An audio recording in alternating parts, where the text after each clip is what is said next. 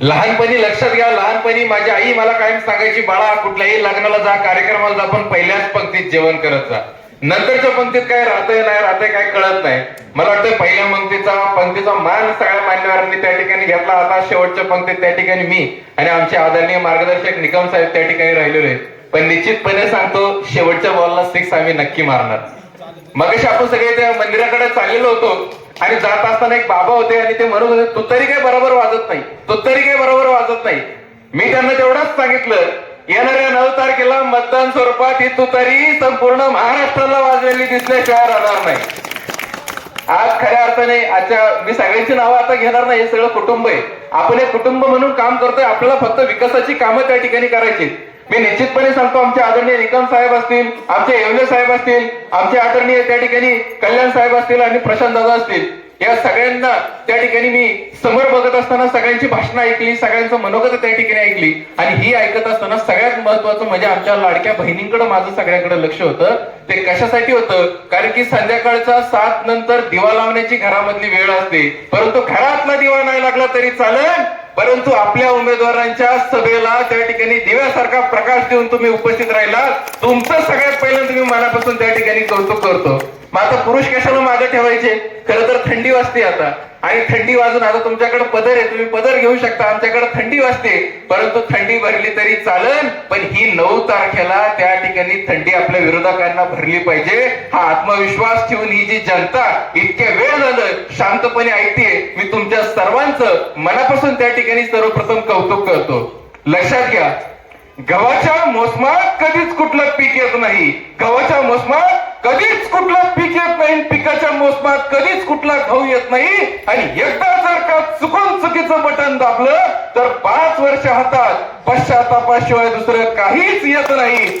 आणि लक्षात ठेवा, आपल्या आंबेगाववर अनेक वर्षापासून ही पश्चातापाची वेळ त्या ठिकाणी येते. त्यामुळे तुमचं एकेकाचं मतदान त्या ठिकाणी महत्वाचं आहे. ज्यावेळेस आमच्या त्या ठिकाणी मान्यवरांची उमेदवारी जाहीर झाली, सगळ्यांना असं वाटत होतं की आपल्याला निवडणूक ही सोपी जाईल, आपल्याला निवडणूक ही सोपी जाईल. पण मला असं वाटतं, तुमच्यासारखी सर्गी जीवाभावाची माणसं जर आमच्या पाठीमागं ताकदीने उभे राहत असतील तर मी एवढंच सांगतो, समय गुंगा नाही बस मौन है. येणारी वेळ त्यांना उत्तर देईल, 9 तारीख त्यांना उत्तर देईल. अरे समय गुंगा नहीं बस मौन है, आने वाला समय बताएगा कि हमारा पक्ष और हमारे मान्यवर की ताकद क्या है और कौन है. येणाऱ्या काळामध्ये 9 तारखेला हा विजयाचा गुलाल आपल्याला सगळ्यांच्या सोबतीने त्या ठिकाणी उधळायचा आहे. खरं तर आमच्या मान्यवरांनी प्रचार केला, त्या ठिकाणी कल्याण भाऊंनी आमचं ठरवलं, प्रशांत भाऊंनी ठरवलं, निकम साहेबांनी ठरवलं, येवले साहेबांनी ठरवलं, तर आम्ही निवडून येणार आहोत का? अजिबात नाही. आपल्याला जर त्या ठिकाणी निवडून यायचं असेल तर तुमच्यासारखी सर्व मायबाप जनता त्या ठिकाणी निवडणुकीच्या प्रक्रियेमध्ये आता उतरली पाहिजे. लक्षात घ्या, एक छोटीशी कथा सांगतो आणि थांबतो. एकदा या 5 भावंडांची भांडणं सुरू होतात. कशासाठी चालू असतात? सगळ्यांना वाटत असतं मी सर्वश्रेष्ठ, मी सर्वश्रेष्ठ. हे सगळेजण न्यायमूर्तीकडे जातात आणि न्यायमूर्तीकडे गेल्यानंतर न्यायमूर्ती सांगतात, प्रत्येकाने या आपापलं म्हणणं मांडा. लक्षात घ्या, पहिलं वोट ताकदीने उभं राहतं आणि मीच कसं या 5 भावंडांमध्ये सर्वश्रेष्ठ सांगण्यासाठी उभं राहतं. सांगतो की कुठल्याही वर्गात पहिला क्रमांक दाखवायचा असेल, 5 भावंडांमध्ये पहिला मान द्यायचा असेल, तो मान फक्त मलाच दिला जातो. त्यामुळे न्यायमूर्ती साहेब, तुम्ही तो मान माझ्या गळ्यात टाका. दुसऱ्या बोटाला विचारलं जातं, बाबा तुझं काय म्हणणं आहे? दुसरं बोट सांगतं, देवाने जन्माला घालत असताना सगळ्यात जास्त उंची मला दिलेली, लक्षात घ्या, तो मान तुम्ही माझ्या गळ्यात टाका. तिसऱ्या बोटाला विचारलं जातं, बाबा तुझं काय म्हणणं आहे? तर तिसरं बोट त्या ठिकाणी सांगायला लागतं की कुठलंही मानवी आयुष्य जगत असताना जे विविध प्रकारचे 16 संस्कार, त्याच्यातला सगळ्यात पवित्र संस्कार म्हणजे विवाह संस्कार, आणि विवाह संस्काराच्या वेळेची एंगेजमेंटची रिंग घालतो. नाहीतर सकाळी तुम्ही धार्मिक असाल, देवपूजा करत असाल, देवाला जो गंधाचा स्पर्श करतो तो माझ्याच माध्यमातून केला जातो. न्यायमूर्ती साहेब, ती माळ तुम्ही माझ्या गळ्यात टाका. आता करेंद्रीकडे सगळे बघायला लागतात. कचरा उचलताना आपण तिला फरफटत देतो, तिला कशाला सर्वश्रेष्ठ व्हायचे? ती सांगते, भगवान श्रीकृष्णांनी जो गोवर्धन पर्वत उचलला होता तो सुद्धा माझ्याच माध्यमातून उचलला होता. त्यामुळे तुम्ही माझं त्या ठिकाणी कर्तव्य हे कमी समजू शकत नाही. एवढंच काही इथून कुणाला बाहेर पडायचं असलं त्याला हे दाखवल्याशिवाय सुद्धा पुढे जाता येत नाही. मग एवढं जर माझं त्या ठिकाणी महत्व असेल तर तो मान तुम्ही माझ्या गळ्यात टाका. आता उरला कोण? मोठ्याने आणले, थंडी वाजते वाटतं. उरला कोण? अंगठा. आता अंगठ्याला विचारलं जातं, तुझं काय म्हणणं आहे? तर अंगठा सांगतो, ज्या पद्धतीने Aadhaar card, PAN card, voting card, driving licence, कुठलंही डॉक्युमेंट असो आपल्याशिवाय कार्यक्रम पुढे जाऊच शकत नाही. आता जमिनीने आपल्या बाजार वाढलेत. 7-12 भरायचा, कोरा करायचा, बहिणी भावाकडे गेल्या, भाऊ बहिणीकडे गेला, पहिला अंगठा खूप महत्वाचा झालाय. अंगठ्याचं महत्व सांगितल्यानंतर आता न्यायमूर्तींना त्या ठिकाणी टेन्शन येतं. न्याय निवाडा करायचा कसा? प्रत्येकाने आपापलं म्हणणं मांडलं. न्यायमूर्ती सांगतात तुमच्या समोर एक गुलालाचं त्या ठिकाणी पोतं ठेवलंय. प्रत्येकाने जायचं आणि तो गुलाल उधळून दाखवायचा. ज्याला गुलाल उधळता येईल त्याला मी सर्वश्रेष्ठ होण्याचा मान देईल. पहिलं बोट ताकदीने जातं, गुलाल उधळायचा प्रयत्न करतं, त्याला गुलाल उधळता येत नाही. दुसरं जातं, तिसरं जातं, चौथं जातं, पाचवं सुद्धा जातं, एकालाही गुलाल उधळता येत नाही. मग न्यायमूर्ती त्या ठिकाणी सांगतात एक काम करा, तुम्ही 5 जण एकत्र जा आणि तो यशाचा असणारा गुलाल उधळून दाखवा. मला असं वाटतं ही ताकद फक्त मान्यवरांची नाही, लक्षात घ्या. आमच्या समाजातला प्रत्येक कष्टकरी, शेतकरी, वंचित, उपेक्षित, दलित, बहुजन समाजातला, सगळ्या गावखेड्यातला आमच्या महिला भगिनी आणि यासोबत आमचे सगळे मान्यवर, आम्ही जर एकाच ताकदीने या वज्रमुठी सारख्या एकत्र आलो तर निश्चितपणे 9 तारखेला आपला विजय झाल्याशिवाय त्या ठिकाणी राहणार नाही. आणि लक्षात घ्या, हा 9 तारखेला आपल्याला गुलाल उधळायचा आहे. त्यासाठी प्रत्येकाने आज एकत्र यावं लागेल. बऱ्याच जणांना वाटतं एका मताने काय फरक पडतो. एका मताने फरक पडतो. 5 वर्ष पश्चातापाची वेळ जर आपल्यावर येऊ द्यायची नसेल तर एका मताने 100% फरक पडतो. मी फार काय बोलत नाही, फक्त आता सांगत असताना 2-3 आमच्या मान्यवरांनी सांगितलं आमचे कल्याण भाऊ आर्थिक परिस्थितीने थोडेसे कमी आहेत, पण मी सांगतो ज्यांच्या डोक्यावर बाळासाहेबांसारखी ताकद आहे ना, तो माणूस कधीही आर्थिकदृष्ट्या कमी असू शकत नाही.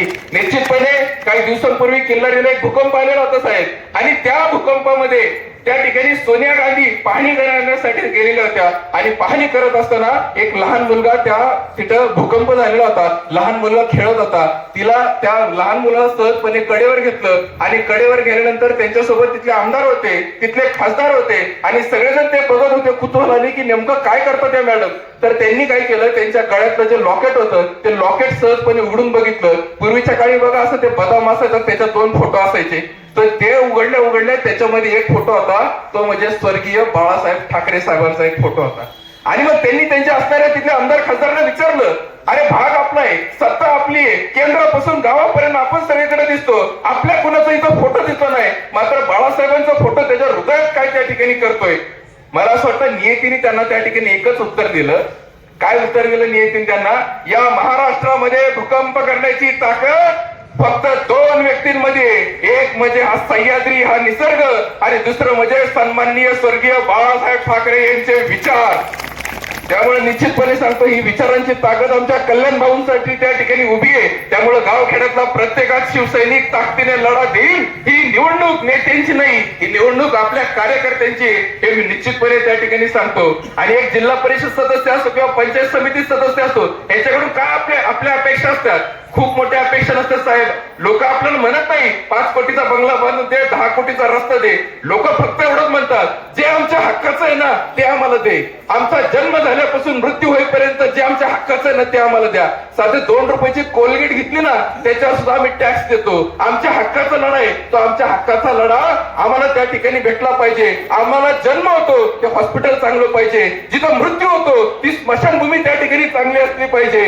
आणि दैनंदिन आयुष्यामध्ये पाणी, शिक्षण, रोड, रस्ता, शेतीचे सगळे साहित्य हे सहजपणे आम्हाला उपलब्ध झाली पाहिजे.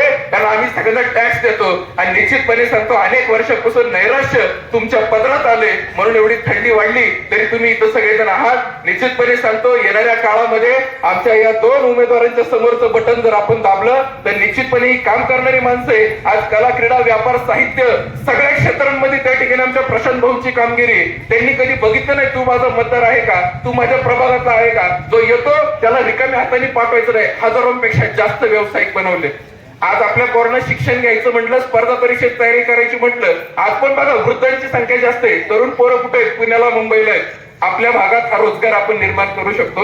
आणि त्या पद्धतीनं आपल्याला येणाऱ्या काळामध्ये आपल्या भागासाठी, आपल्या भागाच्या सेवेसाठी, आपल्या सर्वांच्या विकासासाठी येणाऱ्या काळामध्ये क्रमांक 1चं बटन जिल्हा परिषदेसाठी आदरणीय अभंग प्रशांत विठ्ठल तुतारी वाजवणारा माणूस याच्या समोरचं हे बटन दाबायचंय. आणि दुसरं म्हणजे क्रमांक 3 कल्याण हनुमंत हिंगे, धनुष्यवान, बाळासाहेबांची ताकद, शिंदे साहेबांची ताकद त्या ठिकाणी आपल्याला सगळ्यांना दाखवून द्यायचंय. हा विश्वास या व्यासपीठावरून सर्वांना व्यक्त करतो व सर्वांनी त्या ठिकाणी मतदान करा. येत्या 7 तारखेला आपल्याला शांतीत क्रांती करायची आहे आणि 9 तारखेला हा विजयाचा गुलाल उधळल्याशिवाय त्या ठिकाणी आपण राहणार नाही, निश्चितपणे सांगतो आणि थांबतो. धन्यवाद.